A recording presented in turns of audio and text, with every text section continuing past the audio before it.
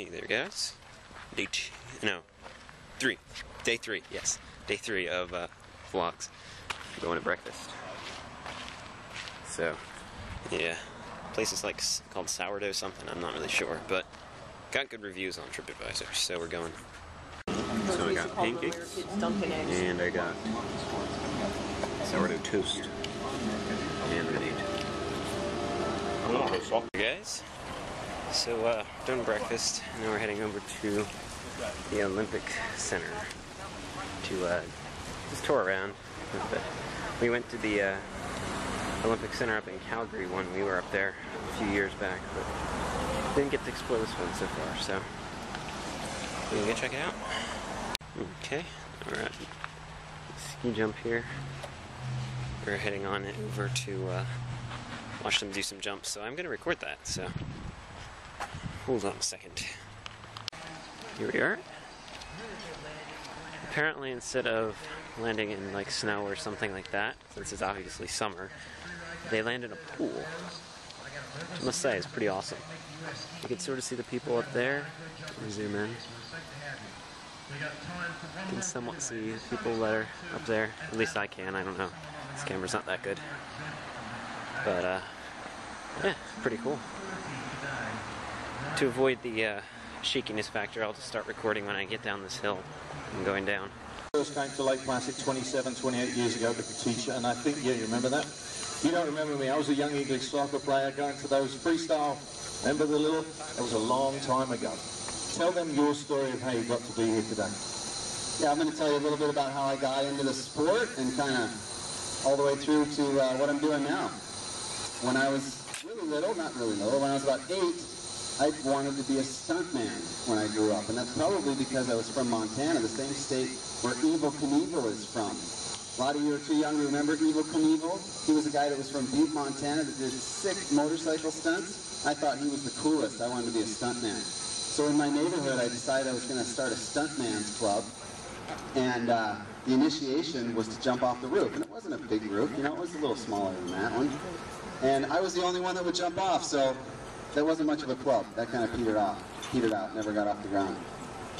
When I was 10, I decided to take up gymnastics, and I was in gymnastics for a couple years before the coaches said, it's time to get serious now and dedicate more time so that you can really go for it in this sport. And I thought about it, and I wasn't ready to make that kind of commitment, especially to an indoor sport. I'd like to be outside. So when I was 12, I started skiing, which is a little bit late for most people that end up on the U.S. ski team.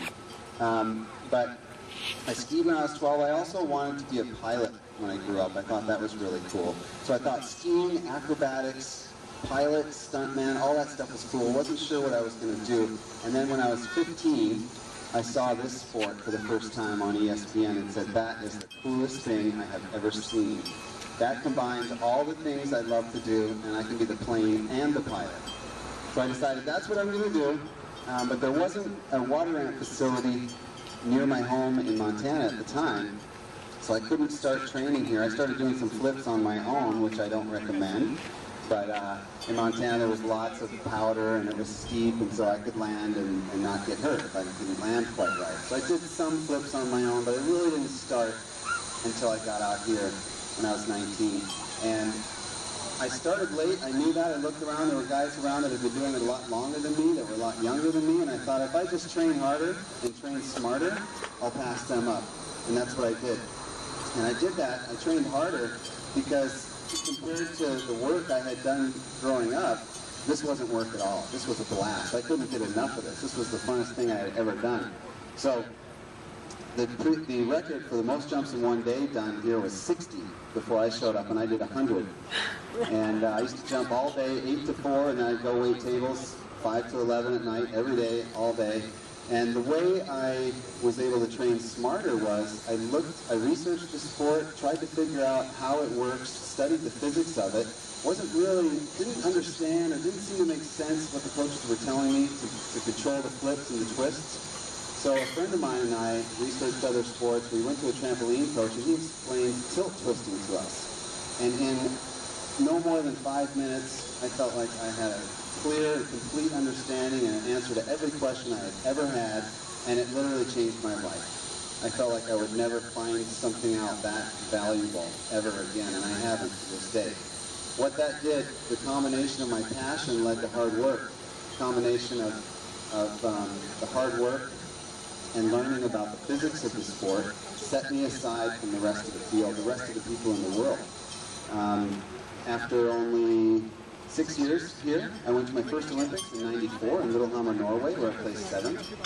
And 4 years later, I'll tell you a little bit about what happened 3 years later. I was preparing for the '97 World Championships. It was my first time competing in World Championships. And a month before I had to start training for it and do quadruple twisting triple backs on snow, I shattered my collarbone into 6 pieces. I went to the doctor. I told him, do whatever it takes. I don't care. And they were asking, you got this option, that option. I'm like, I got 4 weeks to get this ready. So they put a plate and 8 screws in and bone grafts from a cadaver. And 4 weeks later, I was doing triple flips with quadruple twists on snow, getting ready for the competition that was just coming up in just a few days. And at World Championships, it was my first time on that site. And it was the site where the Olympics would be held the next year in '98. And I remember being at the top of the end run, injured, my shoulder hurt. I didn't want to get hurt. I was a little bit conservative. I ended up getting 2nd at Worlds, and everybody thought that is awesome. It's amazing. It's your first time at Worlds. That's great. I was disappointed. The next year, a year later in Nagano, Japan, in '98, I was at the Olympics, and I had the worst crash I'd ever had, at least how far I was off. I basically landed on my chest. And this is the landing hill that we land on in the wintertime. It's steep, so that helps, but it doesn't help a lot. Chopped snow helps too, but I felt like I broke my ribs, and this was half an hour before I had to compete in the Olympics. And this was the Olympics where I was prepared to win. I felt like I was ready, and then this happened. And I remember standing at the top of the end run in the exact same spot I was in a year ago, a year before, when I was injured. And this time, I couldn't breathe. I could only take half a breath. I felt like my ribs were broken. But I said, I am not getting 2nd today. And I took a couple of big steps up. I skied in, hit the best takeoff ever, did the best jump of my life, set a world record, and brought home this gold medal for the United States of America.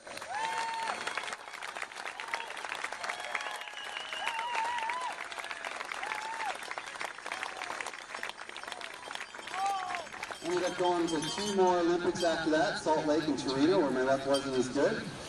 And then I retired when I was 36, and one of my goals as a competitor, I really watched other people in the sport and tried to learn from them and from other coaches. And what I saw people doing was rushing to get up to do their hard tricks and then plateauing for years, for maybe 5 or 6 years, never really doing more difficult tricks. So my goal was to continue to get better and better and better, no matter how old I was when I retired or how long I stayed in the sport. I was able to do that by, shortly before I retired, I was doing quadruple backflips on snow, which is 4 flips, 1 more than what you're seeing here today. And my last triple flips I did on snow, my last day of competition when I was 36, I did a brand new trick, 5 twists in 3 flips. And that's something now that I try to teach to my athletes. I'm a development coach here now. We try to build solid foundations so that we have limitless potential. And every year we have a talent ID camp in June. And from that camp we select athletes to go into my program. It's called the Elite Aerial Development Program. In that program, 12 athletes get free housing, free food, free coaching, free facility use, sports med, weight room, 3 trampolines, and everything else they need year-round in my program.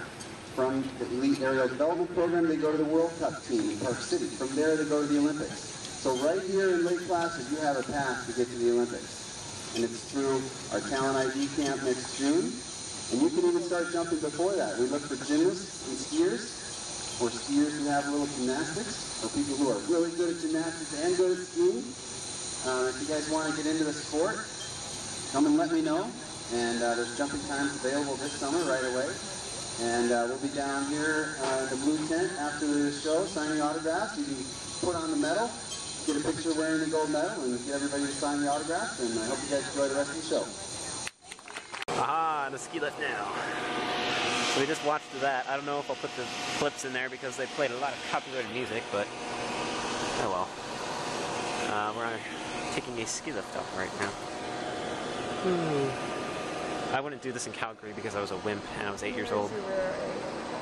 Young child. I would not want to climb up those stairs. Look at that. Photo quality is awful today.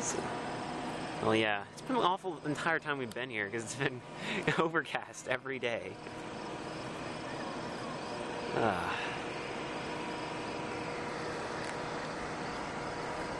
So these are the practice ones, sort of, I think.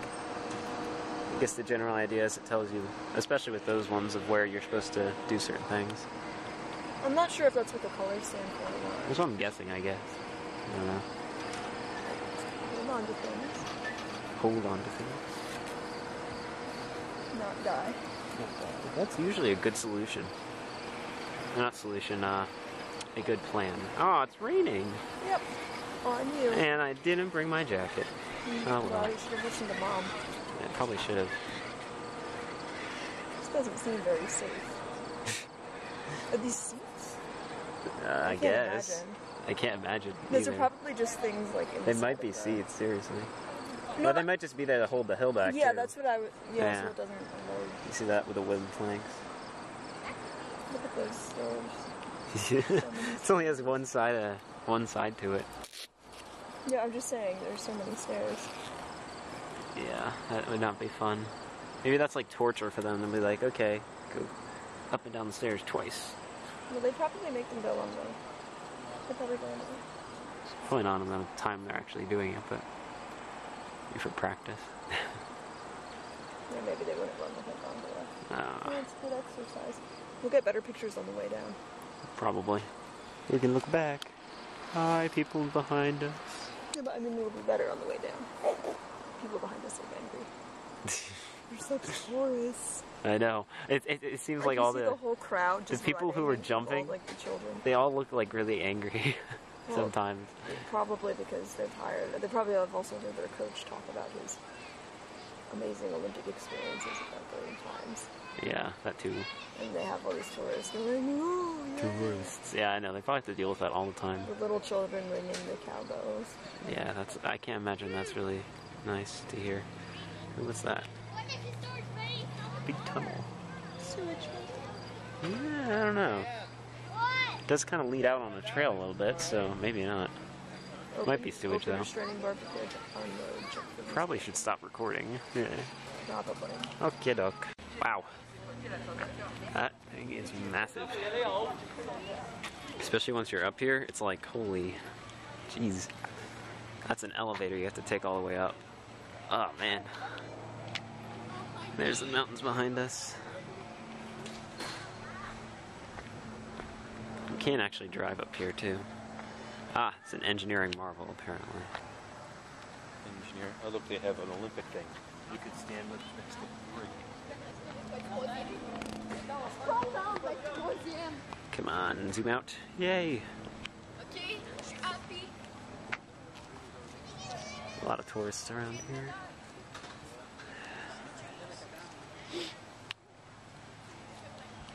It's pretty cool.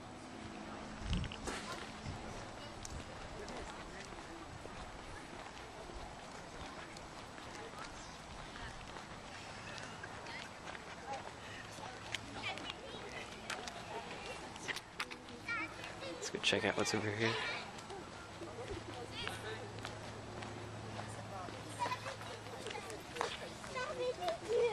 Somebody they dedicated it to, and some more history about the ski jumps. Cool. Okay guys, and we're now at the top of the ski jump. I'm guessing you're allowed up here. Yep, you can see that all the way down. Pretty cool. There's an elevator you take up here. You can see that better than me. Excuse me. You get a really good view up here too. Everything, like the rivers, mountains. I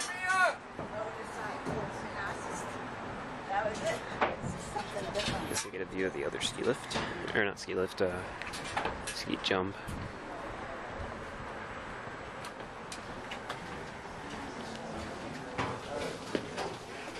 Want to head upstairs, Dad? Did you go first? No, I haven't. Mom and Maria are up there, though. Probably. Sorry. A narrow staircase. See the underpinnings of this thing.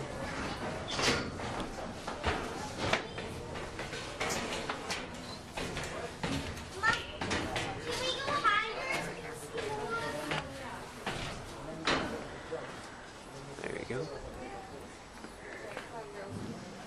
Wow. I have to go first. Go first of what? Of Mom. Hang on to the railing. Don't look down. Look out there. Look at the door. See the gray door? Don't look down at the stairs. Oh, I would be here. The stairs and the bridge. There's the full view. Pretty impressive. That bar right there. Probably in case somebody falls over.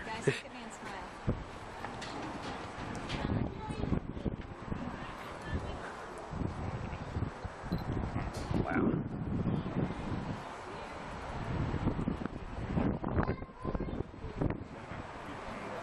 That ski lift looks like nothing compared to this.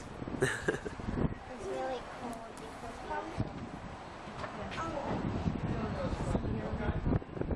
Why is there that bar?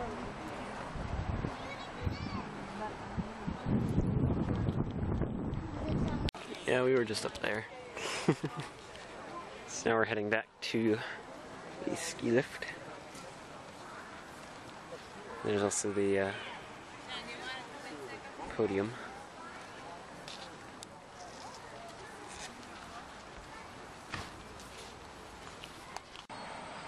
Yeah, that's the only one you really see. Or they may be on the other side, because usually you do want to split. You would want to blow stuff.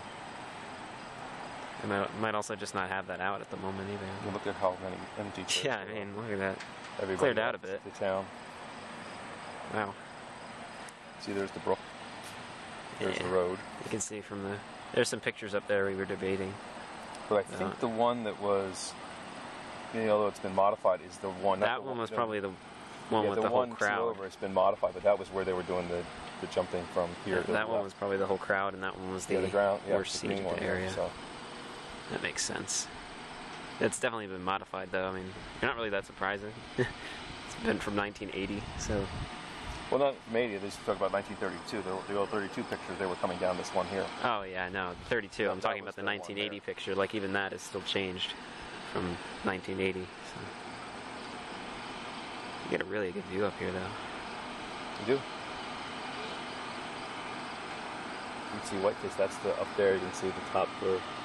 You can all the way. That's where they. We can. Took a picture, too. Camera probably can't because It's not going to see very well. it's a really blurry day because of being overcast. That's a really tiny, like, miniature hill thing. Here, this is like a training thing. Yeah, looks like it.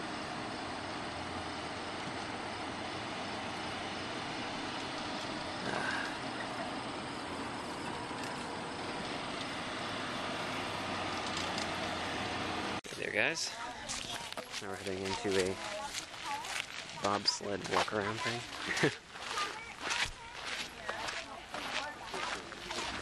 There's like a thing you can actually ride the bobsleds with, but we're not doing that.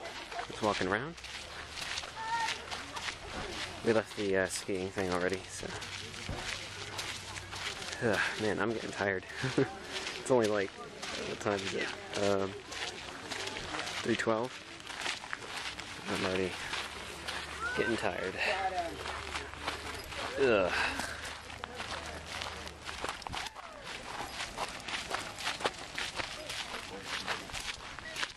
Hopefully, by this time, yesterday's vlog will be up. I don't know yet.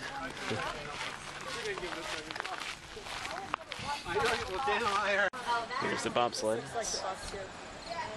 Going to be starting off soon. Oh, bus is here. Might not be able to capture it. Oh no. Yeah, right here. I am right down here. So I don't want to get on the tour, so if you guys wanted to do the tour, you want me to go get these stands? Okay, the clock is set 0. Yeah. When somebody started. Oh, you can take the tour? Clock is set to 0, but we're still waiting on the person. Just tell them on your way out because you're... There is another person on there. Mom wants to get on the bus. Yep. Tour. You want to go on the bus? Probably We should. have to. I'll take care of it. You get to see it. Get a tour. Well, I want the tour. That's the tour. We lost Susie Wait. though? It's coming. Here it is. Nope, it's a car. No. Nope, Chuck Testa. System inside the track so we could make the ice instead of waiting for Mother Nature. Now, because of the age of that track out there, it's only open in the summertime, only from the half mile for the wheeled bobsled ride.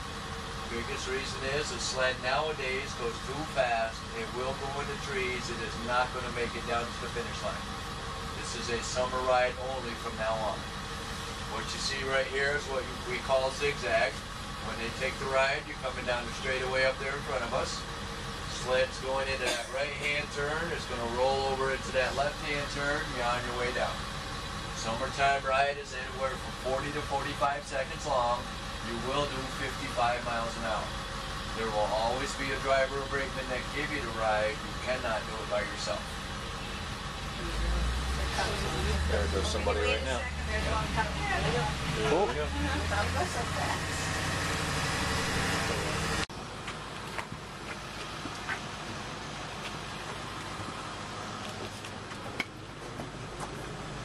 Here we are, we're up at the new track now.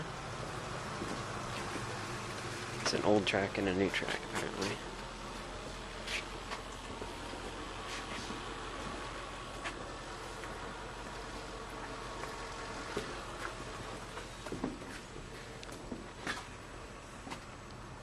Now this one here, the first thing you're going to notice is how much bigger, wider, and taller it is compared to the old bobsled track out there.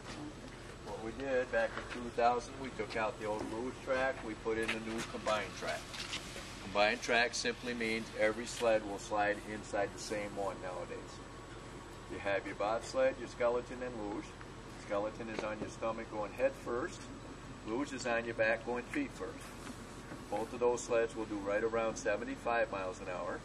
Bobsledders today will do 85 to 92, if not faster. That's why nobody's in the old one right there. Good reason. Now, to give you an idea how tough this track is, you see the curve where the people are walking through? Yeah. That one right there is 22 feet high. It's a 170-degree turn. All sleds from the top of the hill will do 4 Gs going around that curve. So because of that curve, when you come out for your ride in the wintertime, it's always going to be at that little building you see below us. You'll do the lower half of the track, all 10 curves. In the wintertime, it's on the ice. You're going to hit almost 58 miles an hour for that ride. It's that much smoother than the wheels. And it's a lot more fun too, if you ask me. We need to come back in winter. This other one starts up here? Yep. Yep. This is start 3 right here. This is for the 2-man luge. Everybody else is at the top of the hill. Up there? All, yep. Can we peek at where they start? Sure can. See those people walking? They just kind of fell. They're still... They're rolling down, right? They're rolling down. This is where you see them pushing. When we get all the way to the top, if you guys want to walk the guys, you're welcome to do the same thing. Yep. If you don't want to go up there, you can start here. 1 year here they would try out the bobsled team.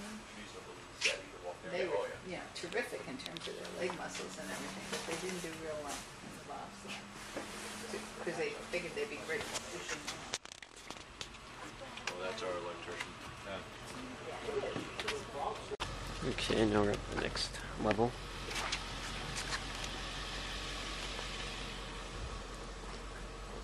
That's where we were a minute ago. Now you look out there to the left, you'll see the double ski jumps. White building to the right of the jumps, that's the Olympic Center in town. And then if you look straight out across from us, the big mountain you see out there, that's White Case. Yep.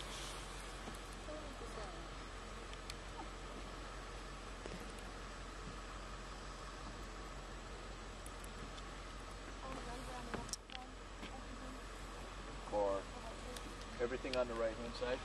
Yeah, right there.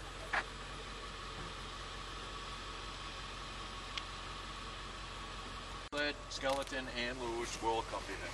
World Cup. Yes. And do they build newer facilities in Salt Lake City for that? For 2002. Right. For the Olympics there. They're basically the same age as this track right Oh, here. they are? Yeah. Any particular reason why you have the permanent roof versus the other? Believe it or not, they figured out that's where the most of the snow will come down. Okay, so that's most like it's like a snow shed on a Yep. train track. Yep. Okay. Huh. So they're more concerned about drifting of snow. Yep. Campers don't go out there. Not with the snow we normally get up there. Are there any Lake Placid Olympians from? Walk? Sure. Oh, sorry, I was in your way. Uh-oh. In Maria's way. Oh, you take a picture behind you too. Sorry. No, it's oh, I'm in the way. And I'm gonna look really stupid and try to take a picture wall. What's that? Oh, the picture of the kids right there. Well, there you go. For Christmas. There you go. How about yes? Mom has a camera. Here we get to walk the actual bobsled track. It's pretty cool. Yeah, apparently like a 15-minute walk. And they start back there. That little camera. It's my sister trying to get a macro shot. Oh, we're interested in the video part. This is really cool. Can't imagine riding this in a bobsled. Oh, this thing is. Yeah. How did it go?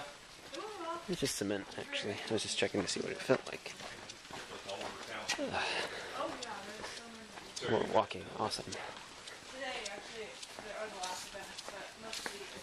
I'm gonna record up to this corner and then I'll stop boring you guys. What schools were you looking at? There's another side entrance. Not sure from which one it's starting from. Oh yeah, it just starts at right about up there. Cool. Here's a corner. Awesome.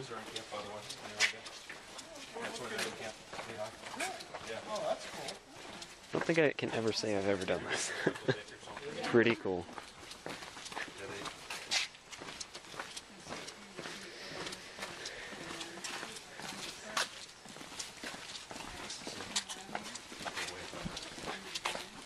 It's much nicer going down this way than in the bobsled.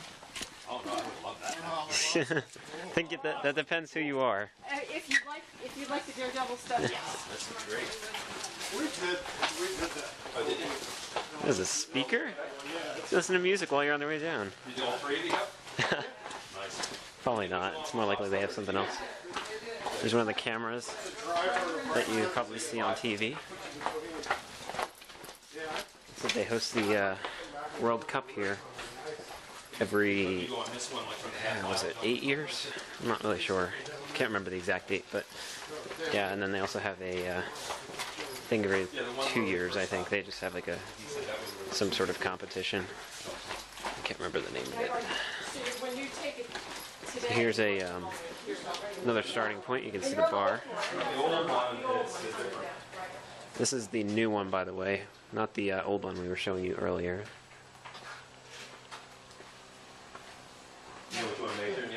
Cool. I'm thinking about chemical engineering. There's a hole in this. Oh no. So that's one of the starts as well. Mostly, but I would like This is curve number 2, according to the sign.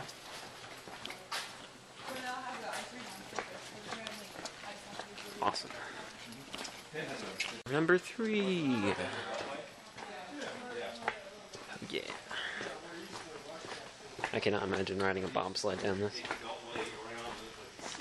So they said there's like some sort of ammonia, I think is the name of it, system they use for refrigeration. It's a noisy speaker. So they have like a bunch of entrances at different points, I guess. It's for different curves and maybe practicing each of the curves. I don't know. They do start at certain ones, and it's just a shorter track. I'm guessing it's probably for both, because they have these timers at every one of them. So, and there does appear to be more holes than you'd think. There's another one. I'm guessing those are there for a reason.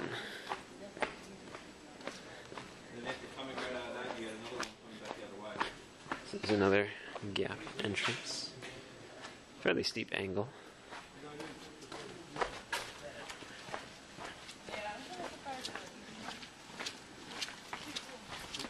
The lights all along here too. Wow, look at the gap on that one. Jeez. Man, I cannot imagine going up on that. While riding like 70 miles an hour. Yes.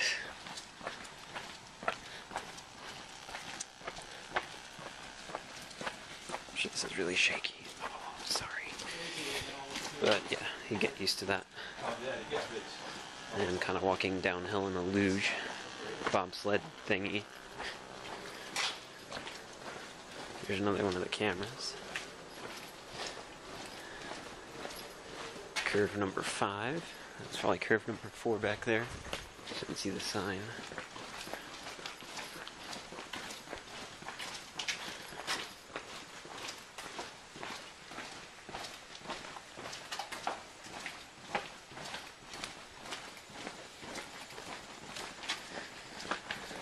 This is really cool.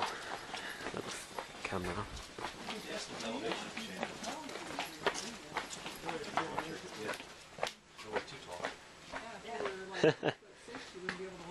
Yeah, look at that. Pretty tiny. Look at that one.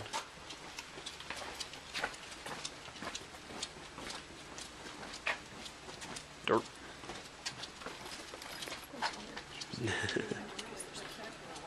There's people. Oh no. Wow, if I was like another 6 inches taller, I would not be able to walk through this. Look at this. On me. Pretty crazy.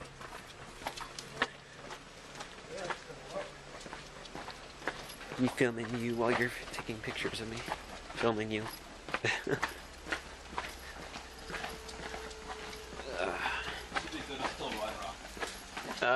Yeah. Funny. Funny guy. Stop for the sake of shakiness. So here's curve 10. You can't see that, but there's like a sign up there. Lake Placid. This is the one where you hit 4 G's going on. Yeah. Even more reason why I would never go on this. We just walked through. It's crazy.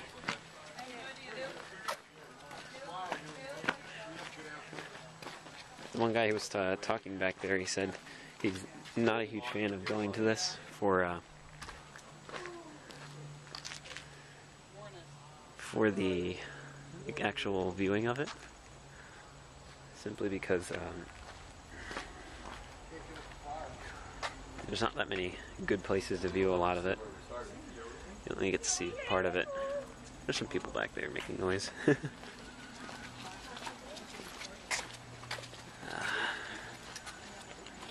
Here's the old ice track. Not ice track, the old track. Apparently he was talking, back in the 1930s, they literally dug out a hole in the ground, like a channel, and just froze it over with snow, which is pretty impressive. And then eventually, for the day over time, they actually upgraded it, and in 1980 they had real tracks.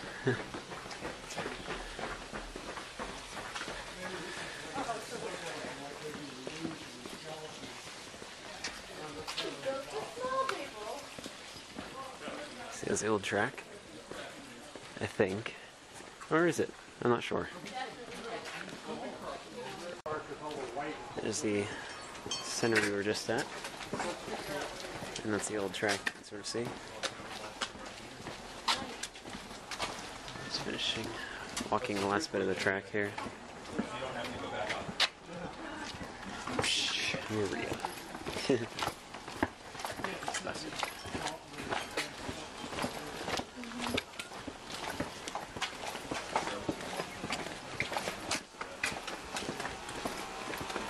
Here's the end.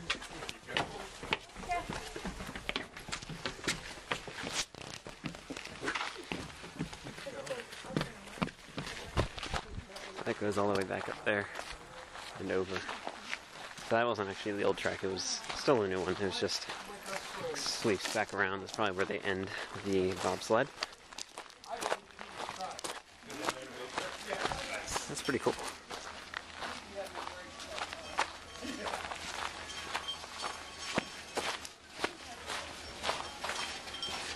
And here we are. Pretty cool. Hey there, guys. Here's the lobby, by the way. I don't think I've ever shown you this. It's really nice, actually. Very peaceful-ish. Little fireplace back there and everything.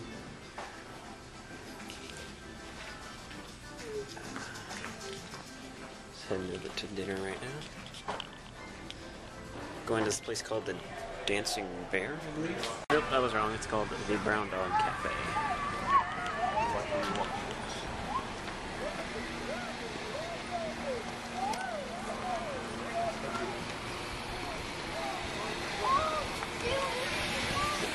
Here we are. Dinner. We're eating with Alfredo sauce, which is homemade awesomeness.